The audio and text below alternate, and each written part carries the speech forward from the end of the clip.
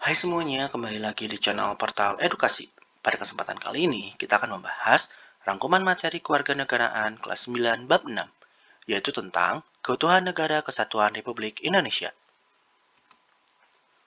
Materi pertama akan kita mulai dengan perjuangan fisik mempertahankan NKRI.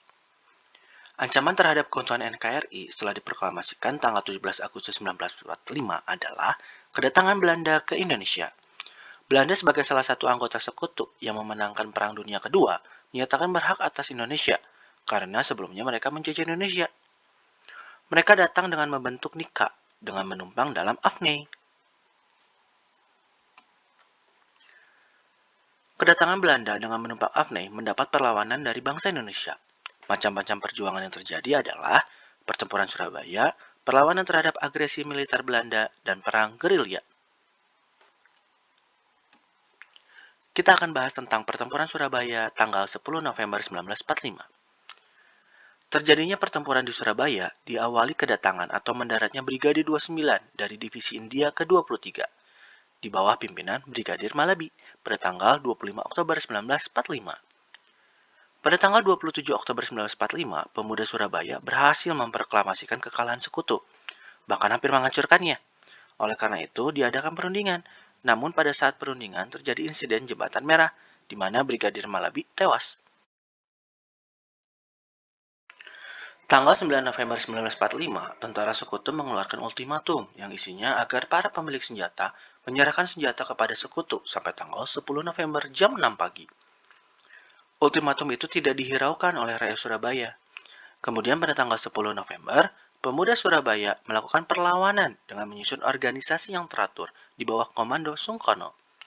Bung Tomo melalui radio mengorbankan semangat perlawanan pemuda Surabaya agar pantang menyerah melawan sekutu.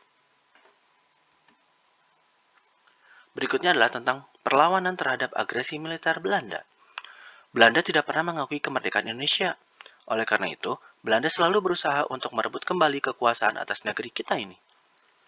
Belanda melakukan agresi militer Belanda I pada tanggal 21 Juli 1947. Belanda berhasil menguasai Sumatera, Jawa Barat, Jawa Tengah, dan Jawa Timur. Indonesia tidak tinggal diam. Indonesia melaporkan agresi militer ini ke masyarakat internasional dan terjadilah gencatan senjata. Namun, Belanda tetap melakukan agresi militer kembali pada tanggal 19 Desember 1948 yang dikenal sebagai agresi militer Belanda kedua. Akibat agresi militer Belanda kedua ini, ibu kota Yogyakarta pada saat itu jatuh tangan Belanda. Akhirnya pada tanggal 1 Maret 1949, perang gerilya yang dipimpin oleh Jenderal Sudirman dapat memberikan dampak kepada dunia internasional akan keberadaan NKRI. Nah, seperti yang tadi kita bahas yaitu tentang perang gerilya, perlawanan bangsa Indonesia yang cukup terkenal yaitu perang gerilya. Perang gerilya adalah perang yang dilakukan dengan berpindah-pindah tempat. Perang gerilya dipimpin oleh Jenderal Sudirman. Meskipun dalam keadaan sakit, Jenderal Sudirman tetap memimpin perang. Beliau tidak kenal lelah dan takut menghadapi para penjajah. Kolonel A.H. Nasution, selaku Panglima Tentara dan Teritorium Jawa, menyusun rencana pertahanan rakyat totaliter yang kemudian dikenal sebagai Perintah Siasat Nomor 1. Salah satu isi pokoknya adalah tugas pasukan-pasukan yang berasal dari daerah-daerah federal adalah berwingate dan membentuk kantong-kantong gerilya sehingga seluruh Pulau Jawa akan menjadi medan gerilya yang luas. Pada tanggal 19 Desember 1948, pasukan Siliwangi bergerak dari Jawa Tengah menuju daerah-daerah kantong di Jawa Barat. Nah, perjalanan ini kemudian dikenal sebagai Long March Siliwangi. Selanjutnya tentang perjuangan mempertahankan NKRI melalui jalur diplomasi. Selain menggunakan kekuatan fisik, bangsa Indonesia juga melakukan perjuangan diplomatik dalam mempertahankan kemerdekaan Indonesia. Beberapa perundingan tersebut adalah Perjanjian Linggarjati, Perjanjian Renville, Perundingan Rombroyan, dan KMB. Mari kita bahas satu-satu. Kita mulai dengan Perjanjian Linggarjati. Perundingan Linggarjati adalah suatu perundingan antara Indonesia dengan Belanda di Linggarjati, Jawa Barat. Perundingan Linggarjati terjadi pada tanggal 10 sampai 15 November 1946. Indonesia diwakili oleh Sultan Syahrir dan Belanda diwakili oleh Wim Schermerhorn. Hasil perundingan Linggarjati adalah Belanda mengakui secara de facto wilayah Republik Indonesia, yaitu Jawa, Sumatera, dan Madura.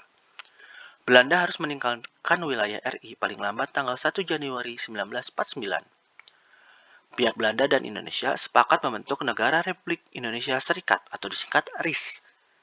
Dalam bentuk RIS, Indonesia harus tergabung dalam Persemakmuran Indonesia Belanda dengan mahkota negeri Belanda sebagai kepala uni. Selanjutnya adalah Perjanjian Renville. Perjanjian Renville diambil dari nama sebutan kapal perang milik Amerika Serikat, yaitu USS Renville. Perundingan ini dilaksanakan antara Indonesia, Belanda, dan Komisi Tiga Negara atau KTN sebagai pihak penengah. Nah, Komisi Tiga Negara tersebut adalah Amerika Serikat, Belgia, dan Australia. Dalam delegasi ini, Indonesia mengutus Perdana Menteri Amir Syarifuddin dan Belanda mengutus Abdul Qadir Widjojo Atmojo. Isi dari Perjanjian Renville adalah Belanda tetap berdaulat sampai terbentuknya Republik Indonesia Serikat. Republik Indonesia kedudukannya sejajar dalam Uni Indonesia Belanda. Republik Indonesia menjadi bagian dari RIS. Antara 6 bulan sampai 1 tahun akan diselenggarakan pemilihan umum untuk membentuk konstituante RIS. Perjanjian Renville ini ditandatangani pada tanggal 17 Januari 1948. Berikutnya adalah perundingan Rumroyen. Pada tanggal 4 April 1949, dilaksanakan perundingan yang dikenal sebagai perundingan Rumroyen di Jakarta. Isi dari perjanjian Rumroyen pihak Indonesia adalah pemerintah Republik Indonesia akan mengeluarkan perintah untuk menghentikan perang gerilya. Kedua belah pihak bekerja sama dalam hal mengembalikan perdamaian dan menjaga keamanan serta ketertiban. Belanda turut serta dalam konferensi Mejar Bundar yang bertujuan untuk mempercepat penyerahan kedaulatan lengkap dan tidak bersyarat kepada negara Republik Indonesia Serikat. Sedangkan isi perjanjian Rumroyen dari pihak Belanda adalah pemerintah Belanda setuju bahwa pemerintah Republik Indonesia harus bebas dan leluasa melakukan kewajiban dalam satu daerah yang meliputi Kerasidenan Yogyakarta. Pemerintah Belanda membebaskan secara tidak bersyarat para pemimpin Republik Indonesia dan tahanan politik yang ditawan sejak tanggal 19 Desember 1948. Pemerintah Belanda menyetujui bahwa Republik Indonesia akan menjadi bagian dari RIS. Setelah tercapainya perundingan Rumroyen pada tanggal 1 Juli 1949, pemerintah Republik Indonesia secara resmi kembali ke Yogyakarta. Yang terakhir adalah Konferensi Meja Bundar atau disingkat menjadi KMB. Konferensi Meja Bundar berlangsung di Den Haag pada tanggal 23 Agustus sampai 2 November 1949. Isi dari KMB adalah pembentukan Uni Belanda RIS yang dipimpin oleh Ratu Belanda secara simbolis. Soekarno dan Muhammad Hatta menjabat sebagai Presiden dan Wakil Presiden periode 1949 sampai 1950. Irian Barat masih menjadi kekuasaan Belanda. Pemerintah Indonesia harus menanggung hutang luar negeri Hindia Belanda sebesar 4,3 miliar gulden. Perundingan ini dapat dikatakan kemajuan karena dengan adanya perjanjian ini, Indonesia akhirnya lepas dari cengkraman Belanda. Namun, di sisi lain, ini adalah produk rekayasa Van Mook yang suatu saat dijadikan strategi untuk merebut kembali Indonesia melalui politik divide et impera. Ya, mungkin untuk kali ini cukup sekian. Terima kasih telah menyimak video pembelajaran hingga selesai. Semoga bermanfaat untuk kita semua ya. Jangan lupa like, comment, and subscribe.